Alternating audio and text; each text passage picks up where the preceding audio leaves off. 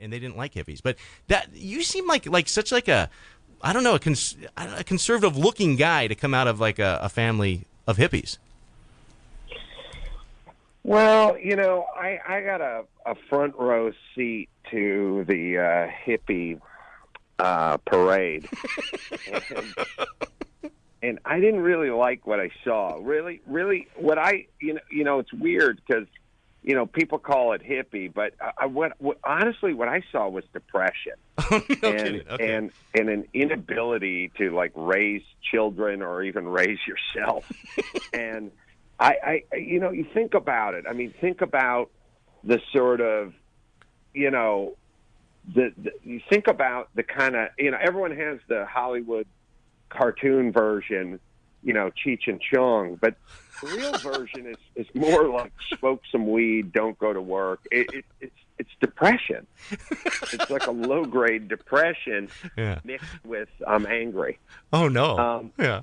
So I just I don't want to go down that road. But now, I got to ask you, does your family talk to you? And the only reason I ask this is because, like, I'm thinking, trying to put myself in my shoes, thinking if I was writing a book and, saying, hey, my mom looks like Mo Howard, I don't know if she would really be, like, taking that well afterwards. Well, to be fair, I said a lesbian Mo Howard. You did say a lesbian Mo Howard. You're absolutely right. Good clarification. The good news about the good news about them is they're hands off, and they're consistent. With their hands. Yeah, but, well, I mean, what I mean is they're not hypocrites. Meaning they're like we had an unspoken deal from the word go, which is listen, we're not going to pay for college. We're not really going to pay for anything. We're not going to cook you meals, and we're not going to show up at any football games. We're not going to do anything. But here's the good news. No real curfew. We're not going to ask if you've done your homework. You're not going to have that embarrassing moment during open house where we come walking in and your teacher explains to me that you're underachieving because we're not showing up. And in exchange, you can do whatever you want. Oh, my. So you raised yourself, Adam. Is that right? Yeah, I did. Yeah. And so now I can say whatever I want because what am I going to do? Like, I'm going to piss my dad off. So what? He's not going to ask to borrow money? What's going to happen?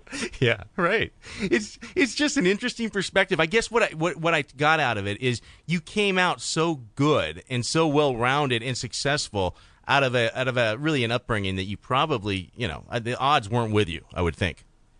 Probably. Yeah, no, probably not. But I was so uncomfortable that I had to change my circumstances. Awesome. Now I want to turn it towards death for a minute, and I mean death on Family Guy. This is a huge. This is like a role that has the staying power and the signature of something great. And what was it like to play Death on Family Guy? Because you did a wonderful job, I got to tell you. Oh, thanks. I think Norm McDonald did it season 1, and then. I don't know if you know how much you know about Norm McDonald, but he has a rich history of not showing up to things. Oh my gosh, he didn't show up for an interview for me. This was last time around. Yeah. Okay, thank you, Adam. Thank you. Simpatico. So I guess they got tired of that, and they were like, well, who else has a nasally drone? Oh. He'll show up. Oh, my gosh. Enter Adam Carolla. And you guys are pals, you and Norm. So, like, what do you next time you see him, you go, hey, I got that gig you didn't show up for? I was going to meet him for lunch and tell him that, but he didn't show up. So perfect. I want to talk about the show TI Vegas. This is happening 9 p.m. July 8th. And this is truly, how many times have you been there on that stage now? It's been quite a few, right? I think this will probably be the 4th. I talked to you on the very first one you were doing, and it seemed interesting because they're saying, well, Adam's going to be doing his podcast live.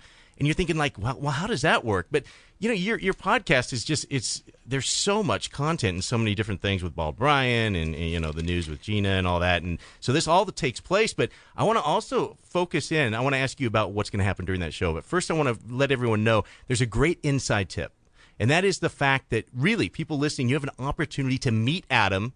If you want to show up a little early, tell us about like the big the Mangria signing. I said Sangria, it's the Mangria signing, and also.